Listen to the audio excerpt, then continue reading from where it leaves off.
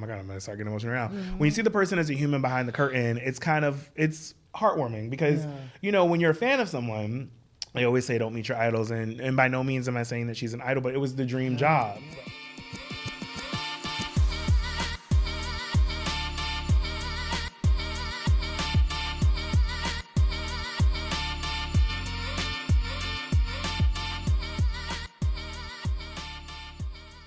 Hello and welcome to the J Word. I'm Jasawn Price, and today's guest is a creative powerhouse, someone whose work you've definitely felt. He's one of the producers behind some of the most iconic moments in daytime talk, from the Wendy Williams Show to now the Sherri Show. An NAACP Image Award winner, a Webby honoree, and a master of storytelling. Patrick Hester, aka Producer Pat, I'm so honored to have you, and welcome to the show. Hello. That intro was like, what? But to kind of see all that and be called a powerhouse is shocking, but thank you, I guess. I appreciate it. All true. No. Thank you for having me. This is quite a production, and I'm happy to be a part of it. I've been watching episodes, and kudos to you for being a one-man band doing this. Of course, there's a team here, but this is your baby, and I know how hard it is to kind of execute that, so kudos. Yeah, thank you so much. It's quite impressive, so yeah. The journey. Oh, man, how are you? I'm good. It's been great. Things have been great. Time has been great. You know, we're working through a lot, and it's been fun doing a lot. So thank you for having me, and I'm happy to have this chat with you for sure. No, so good. I'm so excited. So before I jump into like all of the episodes, I always start with affirmation. Okay. So today's affirmation is: my voice is my power, my vision is gold, and my journey has purpose. Yeah, man, I really think that like just storytelling and the whole ideal of it, like as I jump into it on this side and just even watching good shows and even daytime talk and the whole nine, you just see that like storytelling is so powerful, and also that it's a little spiritual as well, you know? The first part of just that affirmation is very telling too, simply because your voice really is all you really have at the end of the day. And sometimes your word has to be bond, and just kind of illustrating that in ways that matter. It's powerful. So I appreciate you sharing that affirmation, because that's kind of what we do. Our voices and kind of how we create is kind of what keeps us going. So that is a way to start. So let's start. Oh my gosh, the journey. So oh my gosh, first I want to talk about like how I met you and then like I guess how we connected. The Wendy Williams show. Yes. Oh my gosh, yeah. What were you doing? Was it Ask Wendy or was it something like that? Probably. Wendy. Yeah. My friend was actually doing like, I think she was selected to do the Ask Wendy. So you were giving like, I don't know, like the information or the questioning and whatever. How we would do it, and people who are fans of Wendy would know, is that we would survey the entire audience. And by the point that by the time I got there and was doing it, it was more so like people knew to kind of come with the question. So we would survey the audience, they would fill out a form, and then we would pull the people that had interesting stories, and we would have a conversation with them to see more of the story and get more of the information to execute a really good question to give to Wendy. Because as you all know, she'll say it like she means it. And we had to let them know that, are you ready for the answer to said question? So that happened for sure. Yes. Oh, man. Yeah, I remember that so much. And also, I think there was like a little scene going down. Like, I think like, I don't know, just adults just don't know how to like follow like directions. So there was something funny that was happening. And like, I don't know if you were frustrated, but you were like, ma'am. No, I don't remember. I don't know. It was something like that. And it's tunnel vision. And then years later, you know, just being in the industry, I think I remembered your name and I remembered you, and I think I saw something at Sherri, like a producer or something, and I was like, you know what, he probably would not respond or whatever, but let me, you know, DM him and see like if, you know, if there's a way for me to get in the door or something, or, you know, whatever. And you responded, and you were just so kind, and you were just very like, you know, I don't know what I can do, but I can, you know, do something to help, and I really appreciate that. Like, it was just really kind. You know, there's not many people that look like us in this industry, and I think if I can advocate or at least help in any which way, with who I know, what I can do, I'm going to try to do that the best way I can, because someone gave me an opportunity, and if I can get more people in here that have the same drive, same passion, and also kind of the same background, I'm going to try my hardest to do that. So thank you for that. That's very sweet. And anytime I get messages like that, it's more so like I can try my best and do what I can do and at least offer some type of advice. So that's very, very nice of you to say. Thank you. Yeah, I appreciate that. Yeah. And then like ever since it's like we became friends and like we check in and we hanging like, out, doing brunches and stuff. It's so good. So I really appreciate that. And it's like you never know the beauty that will come from like little things. And like little did I know that the Wendy Williams show would like turn into, you know, this beautiful thing. Like and sometimes you need to check-ins. I think a lot of the times we often don't check in, and it could be 6 months, it could be a year, but sometimes it's more so about just seeing how people are. And if something reminds you, or even if you see something that's on social media that someone posts, if you have their number, say like, hey, that was dope, or I see what you're doing, and kind of just that's all you really need to do. Because people need that. We need the encouragement to kind of keep going. You never know when somebody needs it too. We're in our vacuum sometimes, and sometimes we're just really just in our own tunnels. And sometimes it's great to see the light from one side or the other. So literally, and for sure. So I want to definitely talk about your journey, like how, like walk me through like how all of this even started for you. You know, it's interesting because I never really know how to answer the question because I kind of feel like sometimes I fell into it. But I would be lying. When I was younger, I did theater. So I was always kind of into the idea of this industry, whether it be like acting or, you know, performing in some type of way. But realistically, I come from a Black household. They didn't see that as a viable kind of industry. So I was like, all right, I'll be a lawyer or a doctor or something like that. Went to college, got my first bad grade of my entire life, and I was sitting there saying, I don't think law is going to work. What were you studying? I was studying finance. I was going to be a corporate lawyer. Oh, wow. Anyone who's watching this and knows me knows that math ain't my thing. Words and language are definitely my thing. But corporate law was going to be it. Yeah, mom was happy with that. Dad was happy with that. I got a D in economics, and I was like, we got to rethink this.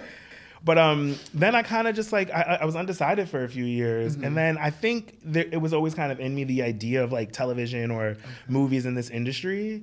And I saw an internship at Rachel Ray in I'm not going to say how many years ago because then people will figure out the age. But with that being said, it was over a decade ago. But I took a chance and did the internship, and I caught the bug again. It was just interesting to work in those spaces and kind of see what production is and see things from the ground up. And, you know, back in my day, I wasn't paid to do the internship, so I kind of was just doing it out of enjoyment. And the stuff that we did definitely wouldn't be allowed now, and kudos to the people that fought for it not to be allowed now, but it made me that much more hungry to kind of to impress those people, those people around me that were like, oh, he's really hungry, he's really doing all those things.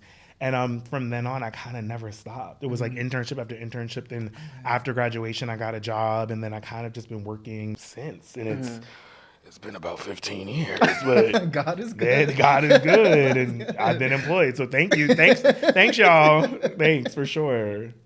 So within that, was there a moment where you, I guess, discovered your why early on, or like was there like doing those internships, like was it like were you the only one there? Was it like it's just inside of me, like what's going on? I think for me, I was always fascinated with kind of the idea of, for one, pop culture, and also just like talking to people, and I was always fascinated with the idea that everyone has a story.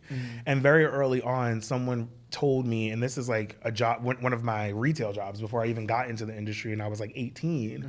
They said, you have a gift of gab that you make people feel safe, and you make people feel willing to talk. And I never understood that. I now understand that years later, because in order to do what I do, you kind of have to really care about people, and you also really have to care about their story. And I never understood it then, but I think the why became just the interest in fulfilling the passion that I always had. Because it's very fearful to kind of just do the things that you want to do.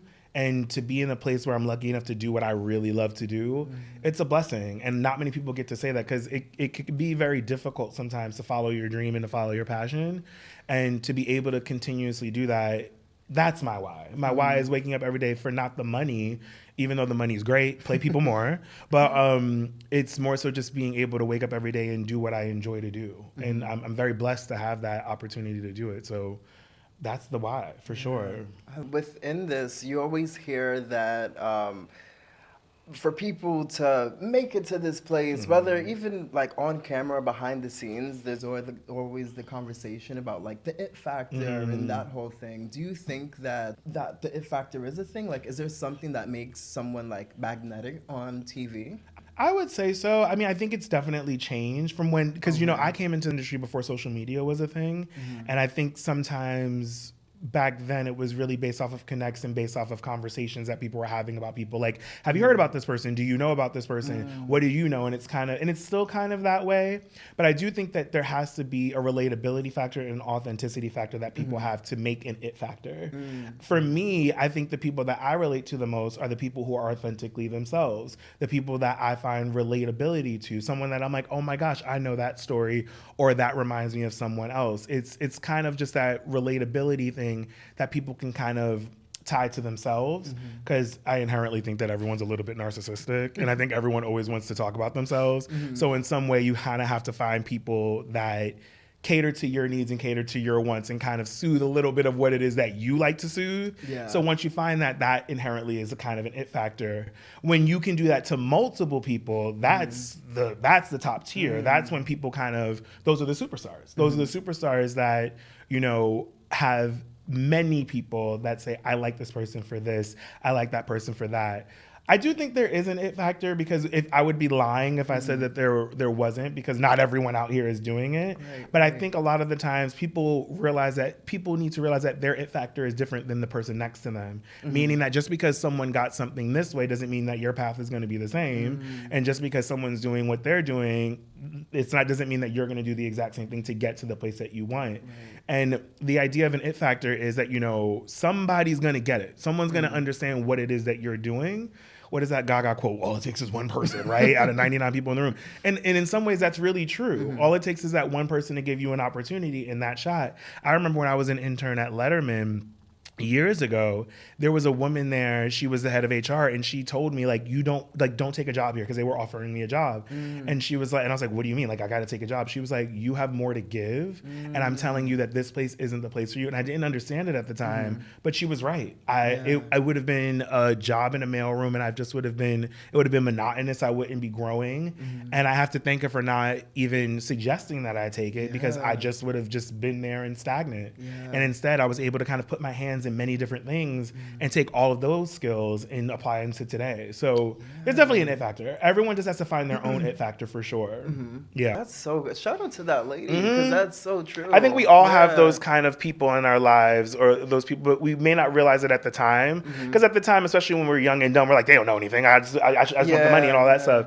But listen to the people that are really trying to help you, and listen to the people that it may not be what you want to hear at the time, but it may be what you need to hear at the time. And it's going to circle back, and you're gonna feel it later, and then you're gonna be able to give that advice to someone else. And when you see people in those spaces, you'll be like, you got something. It may not be here, and it may be your time to go when it's your time to go, but don't lose it. Don't lose that gift that you have. Yeah, that's beautiful. And it's like sometimes you could, you know, just think about the job portion. Like, you're thinking about, like, maybe your circumstances, like, you needed the job, and it's like, what do you mean? Like, I shouldn't take that, you know? So it's beautiful. And it's not to tell people not to take the job, especially if you need it, because money is money for sure. But also at the same time, if you're doing the job just to do the job, in the interim of the time when you're not working, find what makes you happy. Find the thing that your passion is, because we all have to pay the bills, but find what brings you joy to get to that point that you want, to get to that it factor that you know that you have. Yeah, that's so true.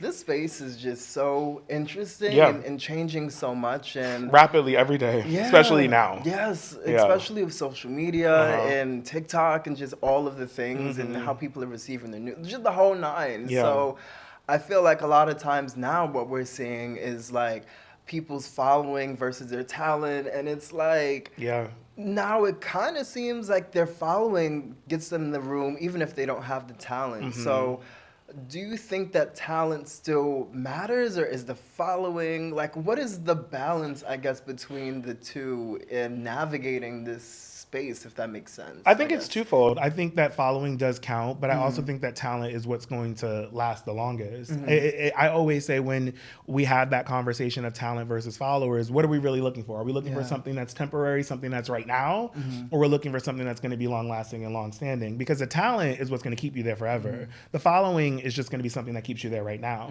So are we looking for the 15 minutes or are we looking for the 15 years? So, and here's the thing, 15 minutes could be 15 minutes. Like if you just want to get in and out, get in and out. If you just want that one hit, that one great show, do it. But if you really care, the talent will always succeed at the end of the day, because fraudulent activity will always be shown. So at the end of the day, if you don't have the chutzpah to kind of do what you have to do, at some point you will be exposed. But in the meantime, it's kind of just like, what are you there for? Are you there just for a hot minute, or are you there for the long game? You know? And I think that's what is kind of blurring the lines nowadays. Because I think a lot of the times, you're right. People see the follower counts and they're like, they're going to bring everything that they want. But I think that's why we're seeing now in this industry a lot of cancellations, whether it's like shows or like, there's not investment. When I was producing someone on our show, I believe it was Akon actually, and he said something that is very telling. No one is investing in artist development anymore. No one's not investing in anyone that has talent, because they're looking for the hot thing that can make them money now instead of something that can make them money for many years. And I get that. It's a very recyclable industry right now, because every idea has kind of already been had or happened by now. So there's a lot of things that are just being recycled and repurposed in different ways. So as an investor, you're kind of like, why am I going to invest millions of dollars in this when 2 months from now, there'll be something better, because that's the cycle of it.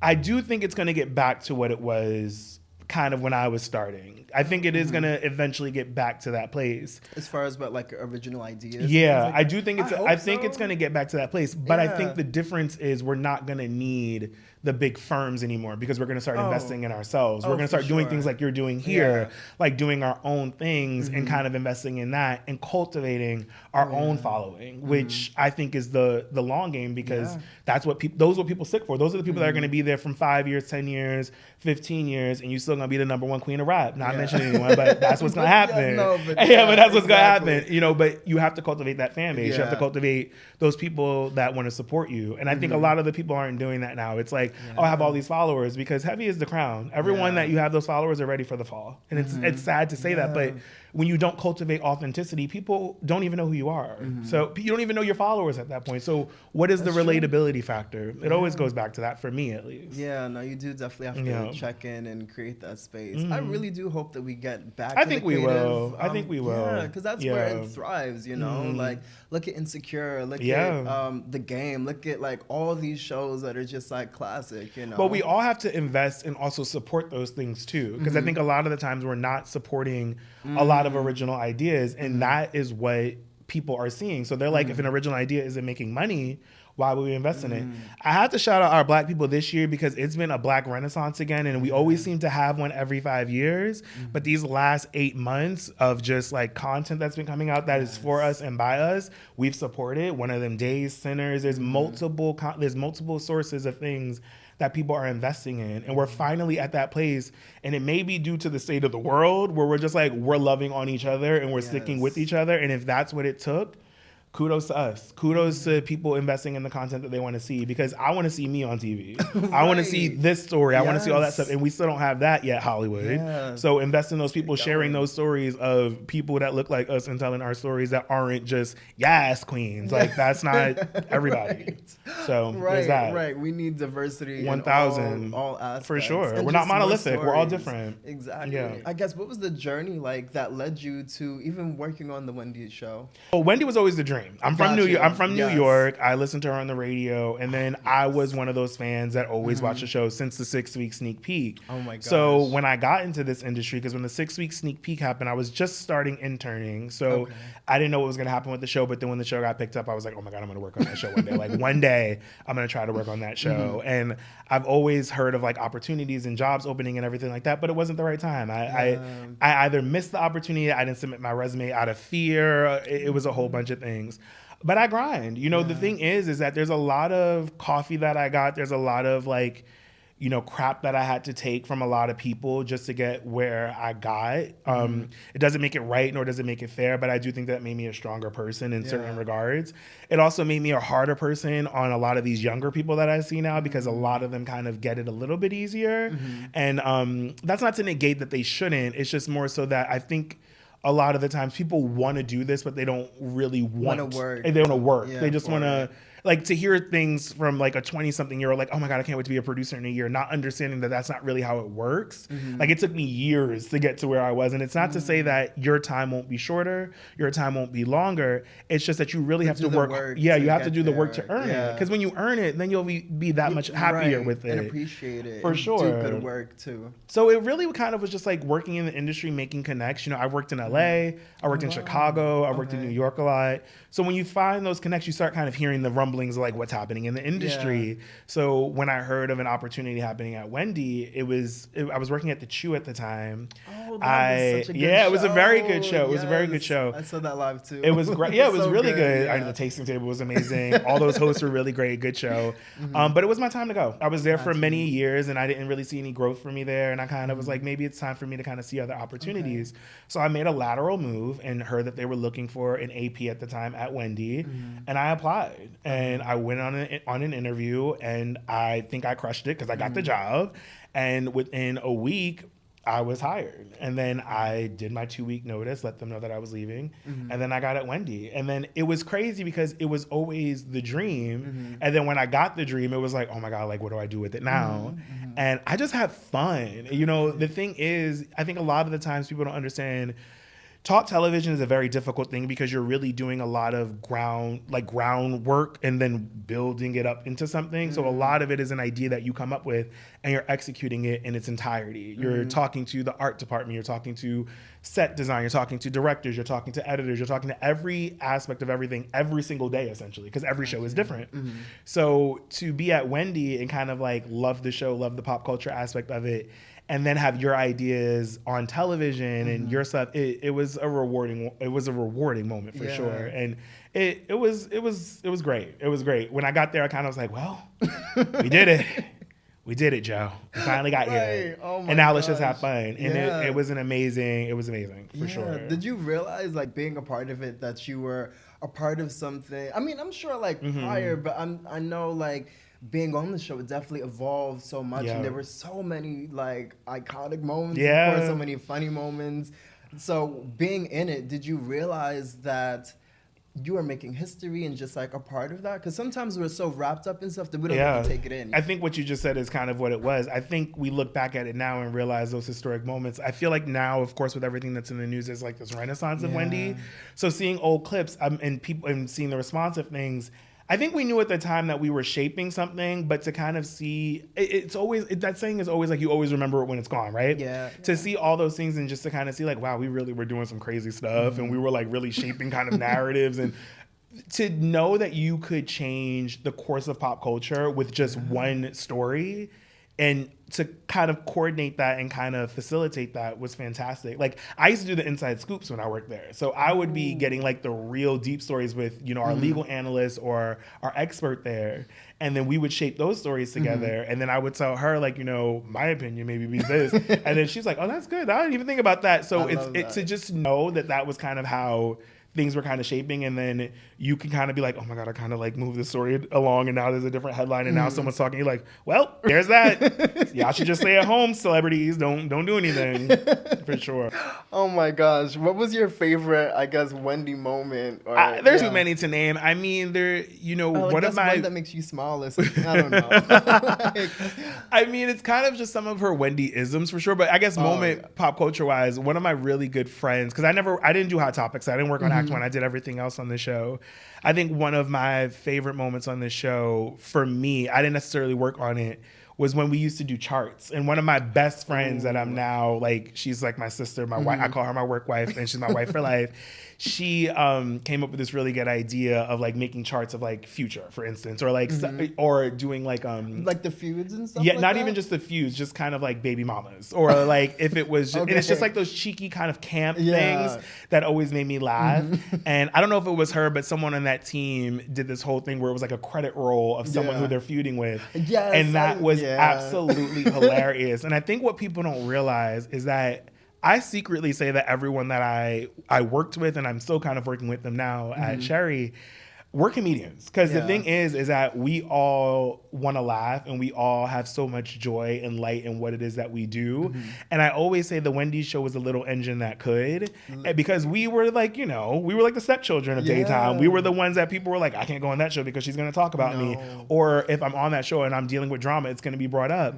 But it's kind of like, it's tongue in cheek. And you kind of have to kind of laugh at yourself a little bit because that's kind of how we saw it. Because I think what people didn't understand, the mythology behind the show is we're all fans of these people, which is why we're talking about them.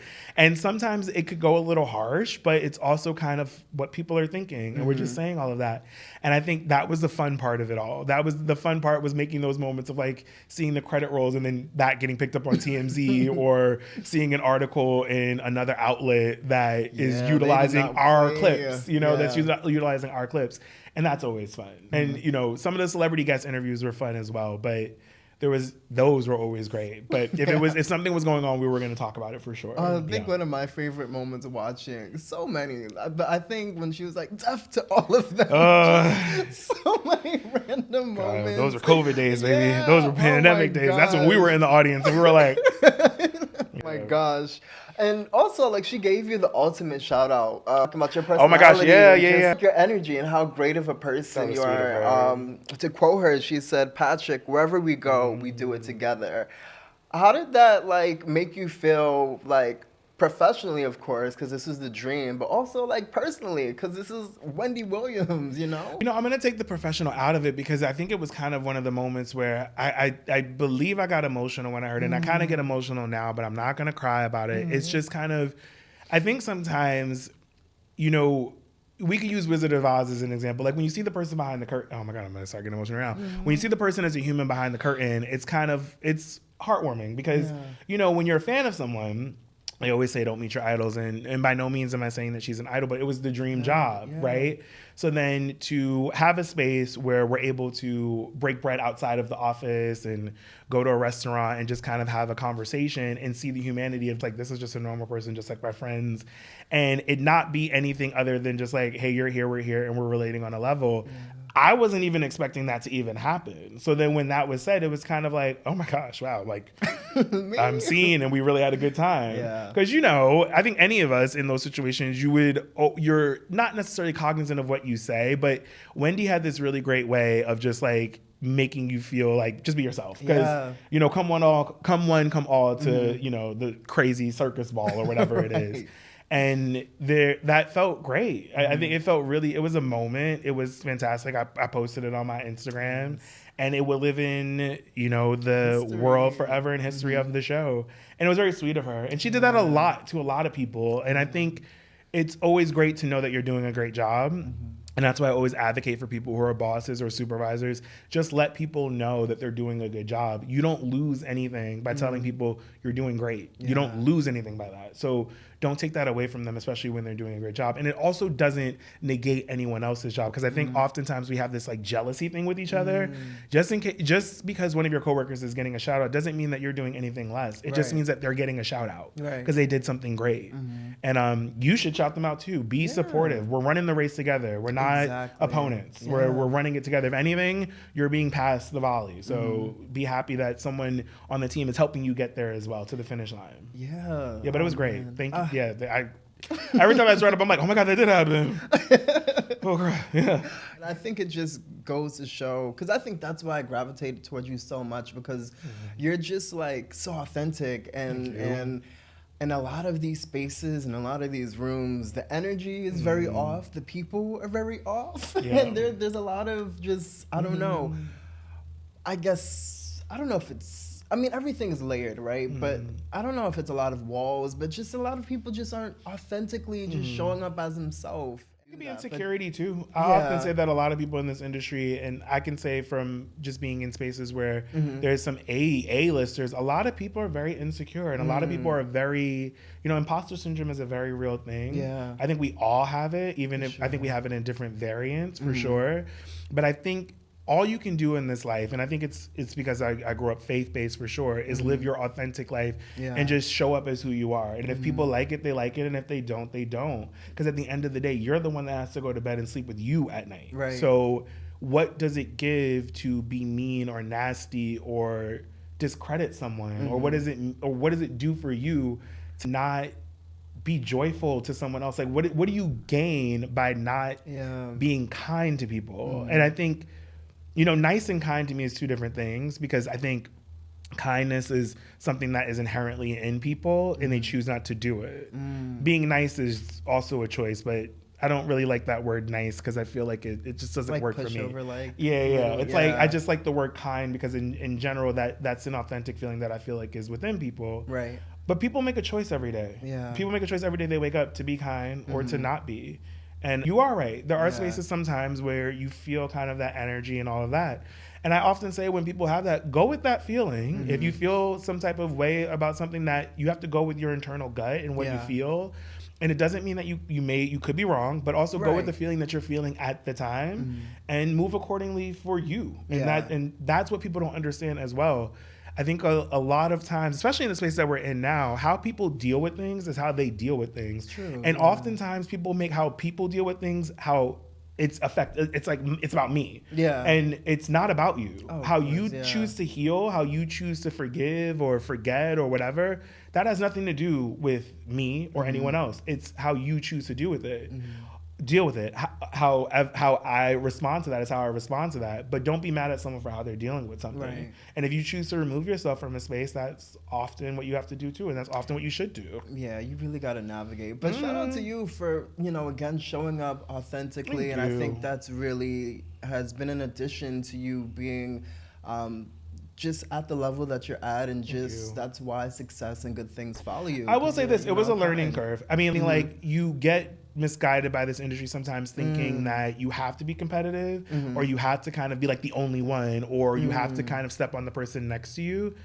But you learn that this is it's not forever. Like this also is a fleeting thing. And you also have to just, if you want success and to be substantial in this industry, you have to be nice and form relationships with people. Relationships matter.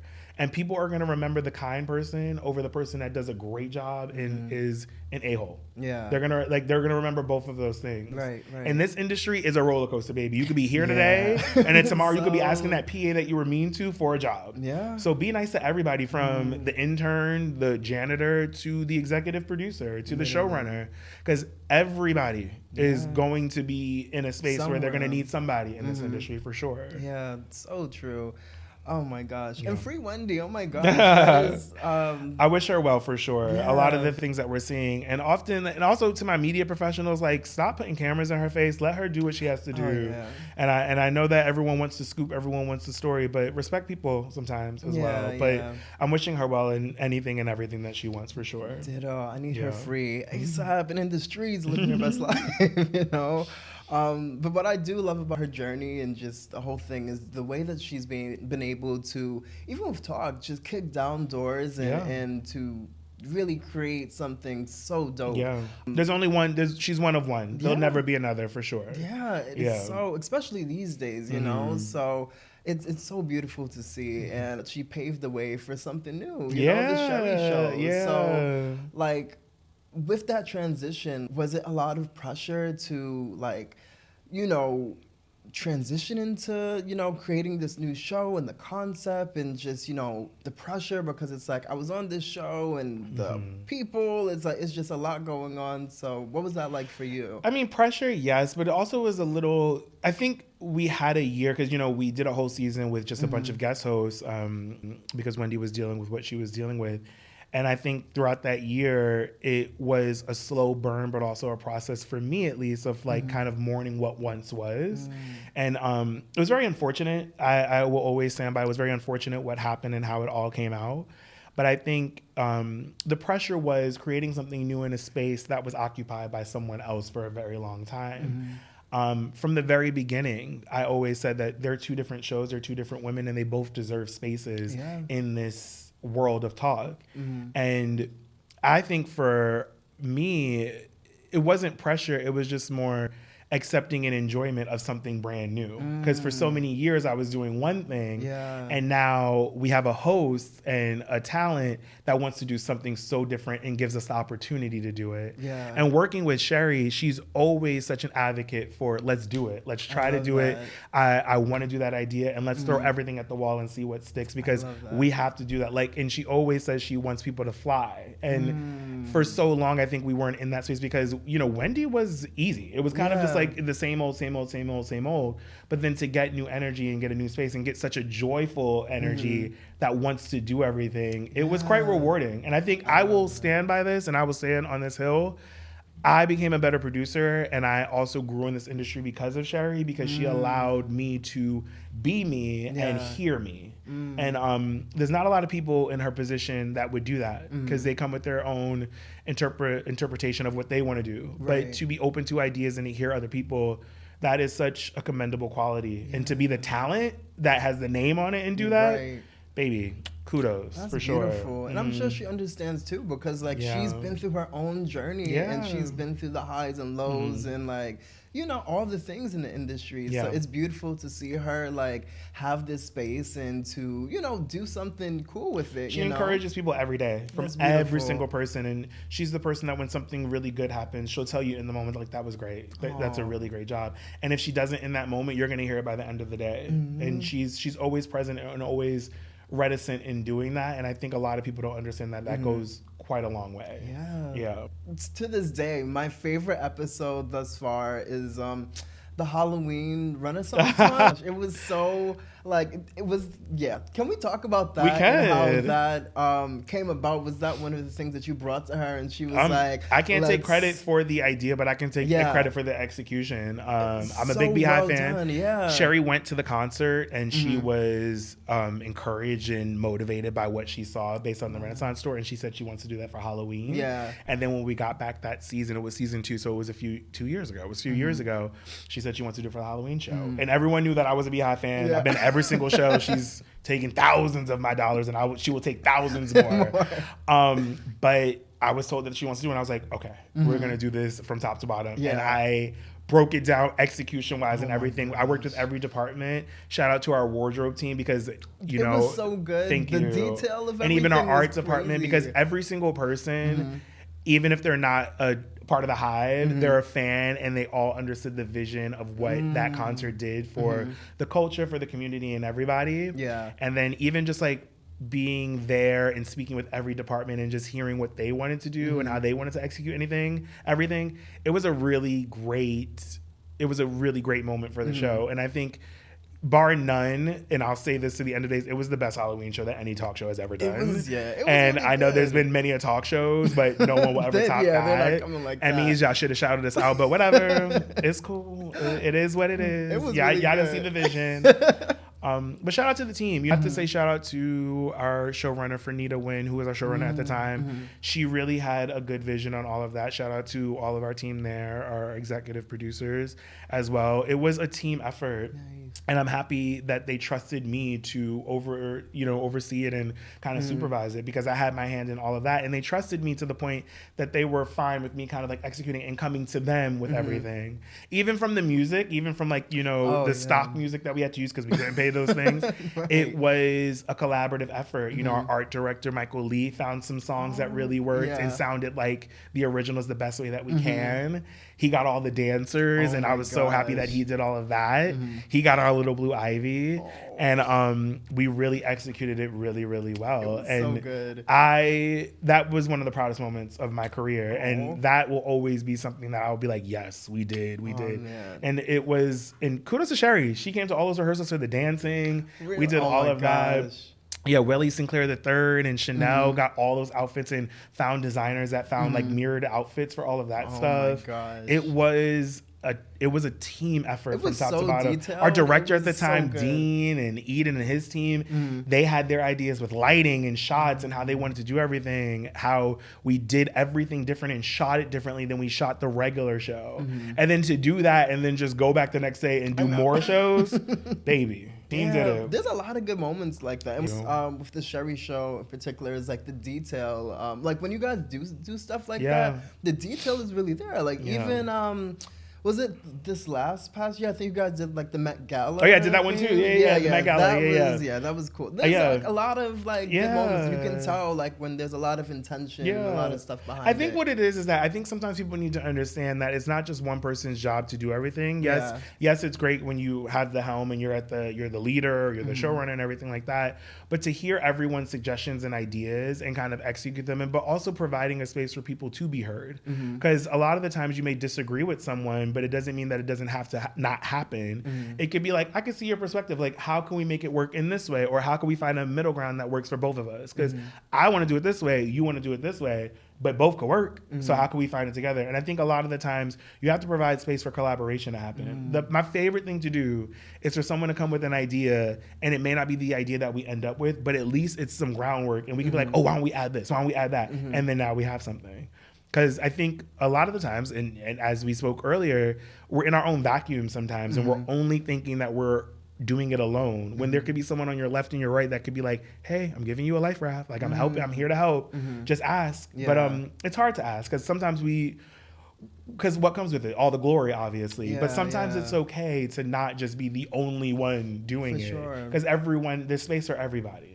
And thank you for shouting that out, because that was very different, and especially coming off of the Renaissance, we were like, what do we do? And we're figuring out, that was big. And we're going to figure out what we're going to do this year. There's already some ideas that I've sent to my team, but it'll be great. It'll be great. Now I feel like people are expecting them to be great, so we got to keep that going for sure. So how has it been, I guess, because you started as an AP in this space, right? So what was that journey like for you, and how have you, I guess, grown from an AP into the producer you are today? I've made it for myself. I think a lot of the times you have to speak up, and also, like I always say, feelings are great, but facts are better. And I think a lot of the time in this industry, people tie feelings to facts or feelings to why I deserve something and everything like that. If you know you're working hard, people can't deny that you're working hard. So come with facts. When I started as an AP all those years ago at Wendy, within a year or so, I was promoted to a producer because I was willingly doing things probably more than I needed to, but I also knew what I wanted to get. And I think a lot of the times it's always great, yes, to get paid for what you are doing work-wise. You should always get paid for that. But sometimes, unfortunately, especially in this industry, because for one, it's so limited, there's not a lot of budgets, you kind of have to do more to get what you want. And I think for me, I always said that I love this, so I have no problem doing it, because at some point someone's going to see it for what it is. And I've been lucky enough that people have been able to see it for what it is. But I often tell people you have to advocate for yourself for sure, whether it's, negotiations, money, and sometimes it's harder for others, whether you're a woman, whether you're black, it's a whole different thing. But one thing that people can never object is fact. So if you're doing 8 shows a week or you're doing 8 segments a week, and there's other people who are, maybe higher in the totem pole than you that's doing 4, come with the receipts. And then also be ready to sometimes maybe walk away from a situation. That's what I had to do at the Chew. At the Chew, I was doing a lot, and I know that I was doing a lot, but it got to a point where I was like, they're not seeing me for what it is that I'm doing, so I may have to go. Thankfully, I got a job in the interim before I left, but I wasn't being seen, and I thought I was doing everything right. And sometimes those spaces may not work out for you, but you have to be ready to go. And you have to, because you can be it can be very flatlined. And, even in the spaces that I am now, if people aren't happy with what they're doing, say at the Sherri show, maybe this isn't the space for you. It doesn't mean that you're bad. It doesn't mean that anything. It just may mean that maybe there's no space to grow for you here, but there'll be space to grow for you somewhere elsewhere. Yeah. But that's the hardest thing to ever come to the realization of, is just the realization of the time that it's ready to go, or you have to be ready to go. But people will get there. You'll get there for sure.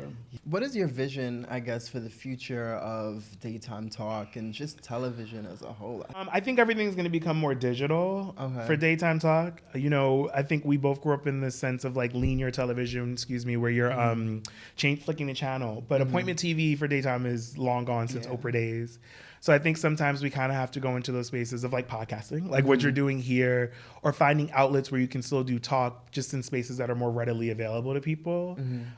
Streaming is really great. I think there is going to be a time where we get to a place where there is a streamer that streams a live talk show. I don't know when that will be, but I can see like a Netflix or a Hulu or a Amazon Prime doing essentially what we're doing on linear television, just in their space and in their version of it. I think there has to be obviously a leader for that, and there has to be a big name for that. There has to be that one huge name that wants to do a talk show that they're like, let's do it this way.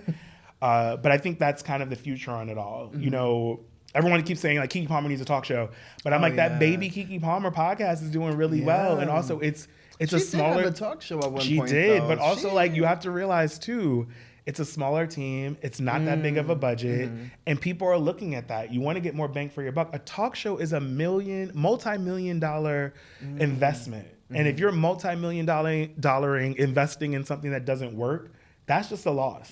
So I think that's why I do think that industry, our space is it's dying a little bit. I love it too much to say that it's completely over. Yeah. And of course I still work in the space, so I do think there's still value in it.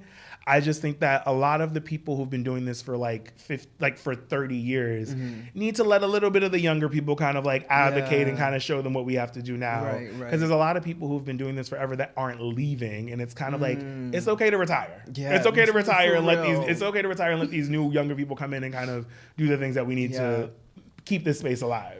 Man, what advice would you give to somebody trying to break into the space, whether it's daytime talk or just entertainment in general? Love this even when it's not making you happy. And I know that sounds crazy, but if you, it's so interesting to say because it's a little archaic, but if you wake up loving it, then you know you should be doing it. Because there's going to be a lot of moments where you're just like, why am I doing this? You know, I've been on hiatus for like, you know, for a few weeks, and most hiatuses in daytime talking and anything, you're not getting paid. So you're kind of like, why am I doing this? Like, I got to pay my rent, all those things. But I know that I love this. So I know at the end of the day, there's a light at the end of the tunnel. But in the interim, I'm a writer by nature, right? So I'm writing the things that I want down, and I'm writing the shows that I want. My advice would be like, understand why you're in it and love it even when it's not pretty. Love it when it's not great. Love it when it's like, damn, like I'm not doing what I want to do. If you still love it, then you know you can continue to do it. If you're doing it for the money, the fame, for the notoriety, for people to say like, oh, that's you're not gonna last. You're not gonna last, because just as much as someone likes the Renaissance episode, there's another episode that I have to do the next day that has to be just as great. That has to be just as good. Because, you know, very early in the industry, someone told me that you're only as good as your last show. And to apply that to everything, you're only as good as your last project. Because unfortunately, we live in a space where we're looking for the next thing. Yeah. You know, we love Issa Rae, and everyone keeps saying, when are we getting the next Insecure? But it's also like, she's done so much that you guys haven't supported. You guys didn't support Rap-ish. You guys didn't support, or you guys did support it, but it's great. If you like the artist, support the work. Yeah. And because she loves it. So in the same interim, you have to love it every single day when you don't have the successes that you once had. You know, I don't think Issa's stopping because like Rap-ish wasn't a hit. You know, Rap-ish only had 2 seasons and it had a cliffhanger finale, but she's not stopping. She's not done writing. Yeah. But when you get those moments, that's when you know you love it. That's when you know like, oh, I got to keep doing this. Yeah. When the show gets canceled or when the show ends, and you're like, you know what? I'm going to find something else, or I'm going to start my own thing. That's when you know that you love it. And that's when you know that you have it. So my advice would be find the reason why you love it and stay with that reason even in the darkest moment. Oh my gosh. I love that so much. Thank you so much for Oh my God, that's it? There's so much I really want to get into. Yeah. But we'll definitely do it again, for sure. Before we officially go, I want to play this game with you. It's called Producer's Cut, right? Okay. So I didn't know anything about this. So it's called Producer's Cut. So your job is, well, I'm going to throw some scenarios at you, right? Okay. And you're going to produce based off of the scenario. Maybe like a sentence or two. There might be an employer watching. All right, let's see. Boom. Okay. So the first one, the budget is $10 for this show. Yeah. Okay. What do we do? Oh, what do we do when the budget's $10 for the show? Reach out to your resources. Everyone, if you know someone that's a friend of yours that is an artist, someone that can shoot, someone that can hold a camera very well, someone that's a good writer depending on the project, someone that you know can stand in as a place, someone that you know is a good speaker, reach out to your resources and reach out to your friends. I think a lot of the times people forget that, you know, Issa Rae said it. A lot of people like to network up. Keep the people who are next to you network across, because those people are going to be the people that are going up with you. So in a situation like this, when I know I had a project and it's like, oh, we need someone hosting. All right, I'm calling you. I'm calling you like, all right, he has a host. He knows he has a host. He does do all that stuff. We aren't getting any money for it, but I need you to be here for the project. Can you do it? And people will probably do it out of just the kindness of knowing who you are, because it's going to turn into something. And just utilize those resources. Even with me, when I have last minute bookings, I know that there's a person that I can call and just say, hey, can you help me do all this? And she puts the burner out for all her friends. And she's like, hey, do you want to be on television? And that's how it happens. Relationships matter. So when relationships matter when you have a $10 budget. But when you have a $10 budget, stretch that money. Stretch that money by utilizing those people that you know can work for free. That's what I would do. Next one. Sherri booked an interview with a celebrity, but what happens is their ex shows up, or their partner, whoever, and they're showing up in their place to put them on blast for cheating. What? But you don't know that it's all going down like this. What are you doing? Where does the things go from there? Is this happening like live, or this is happening live. So they show up. Yeah, this is some Jerry Springer stuff. What do you do on the spot? You change the questions to lead the conversation, meaning that if Sherri is the host of the show and it's going left, you put her in a place and you protect her in a place where you start formulating questions on the spot that gear the conversation where you want it to go. So if someone's saying like, they ain't anything, they did all that stuff and everything like that, you gear it saying like, so let's talk about the moments when you guys were happy. And just like, or, why are you in this space now? What is really making you angry? Okay, sadness and hurt matters, and just redirect it in that way. Everyone has a teleprompter, everyone has that, and you gear it toward that. And there's a beautiful thing called cue cards. And to protect your hosts in moments like that, you have to gear them and protect them and get them in the right space so they're not out there completely blind. Yeah. And also hope that you have a great host. And if something like that happens when there is a surprise moment that is completely unscripted, you have to be able to pivot on the fly. A lot of people do not know how to pivot. And in this business, in anything, there's always going to be something that throws a wrench in this, like in the system for sure. It's not going to go the way that you want. So you always have to know how to go in the other direction. So I would just formulate the questions in a way that directs it to where you want it to go. And if the X happens to be there, make sure that they're both in enough space and enough safety where they're both feeling heard. Yeah. Okay. Wendy is back for a surprise segment. Oh, cute. And like in anything or in the show? Yeah. In the show. In the show? Yeah. Let's have some fun. Let's do all the things that we love to do. We know that you love carrot cake. She's back for a surprise segment. We going to Melba's. We doing some fun things. And we're just honoring your legacy and your history. Asking her how you've been, what's been going on, what do you plan to do next? Have you been resting? How does it feel to kind of have this renaissance of people loving you? And where you are today? You got to honor someone like that in that space. If someone comes on the show and they're a guest, you got to let them know that they're a legend, they have a legacy, and you have to honor that. That's definitely what you have to do, especially for her. Literally. 1,000%. It's going to be a love fest that day. A love fest for sure that day. Yes. Yeah. The last ones. We were talking about a lot of Halloween stuff. So let's say there's a Halloween episode to produce, but there's no budget for it. Then you paper mache, baby. The funny thing about it is I learned that actually from our art director. A lot of things can be done for free. A lot of things can be printouts from, clip art, and you just put it on some cardboard and it looks great on television. A lot of the times people don't realize that a lot of that brick that you see on a lot of these shows, that's not real brick. That's just a printout of something that you put on all of that stuff. You have to get creative with what you have. And if you have nothing, baby, get ready to go to Party City. I don't even know if they're still on anymore. And get ready to do something.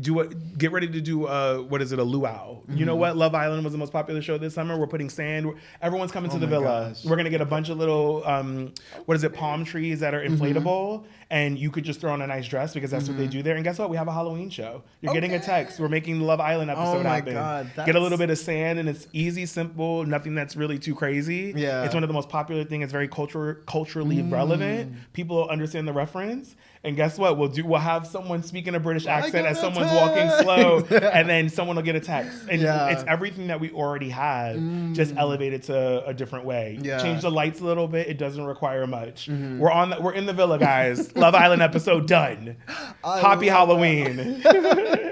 Thank you so much, Patrick, for being here. Thank you for having me. This has been so good. I really appreciate it. Please let the people know like where they can find you and what you have going on next and all the things. Well, season 4 of Sherri is premiering September 22nd. Tune in. It's on mostly Fox stations, but you can go to sherrishowtv.com. If you want to see what I'm doing, a couple of fun projects coming up, you can go on all my social media channels. It's I'm Just Patrick, and that's the letter I, the letter M, JUST Patrick _ at Instagram and everything like that.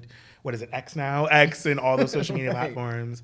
But a lot of fun things happening for me. But definitely check out the Sherri Show season 4. It's going to be a banger. Yes. And we're back September 22nd. Woo! Thank you. Yes. Thank you so much. Also support everybody. Support Black content. Support this. Keep watching, guys. For sure. Thank you so much again for being here. This I really appreciate you having me. Thank you. Dope to do all of to finally do it. Thank you. So thank you. I really appreciate it. You guys, thank you for tuning in. You can check out the J Word. Well, you can follow the J Word at the J Word _ on Instagram. TikTok, YouTube, we're visually, Apple Podcasts, Spotify, everywhere. Please find us and subscribe. I'm Jasawn Price, and this is another episode of The J Word, and thank you for tuning in.